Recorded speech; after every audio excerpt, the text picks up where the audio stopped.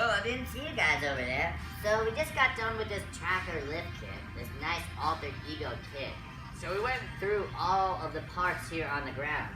And from this angle, I feel like it's trying to tell me something, but I just can't figure it out. Well, anyway, let's go take a look over at this nice tracker and see what this alter ego lift kit has to offer. So we got these friggin' sweet tubular A-arms, man.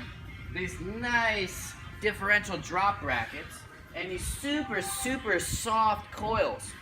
Not for poor people, all samurai guys, not for you. Let's go take a look at the back. So we have this nice upper Y-leg. Why is it there? I don't know. Ask somebody on the forum.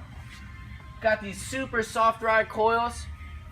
This thing is gonna ride beautiful. I think this is gonna alter Greg's ego perfectly. Well, I'll see you guys next time.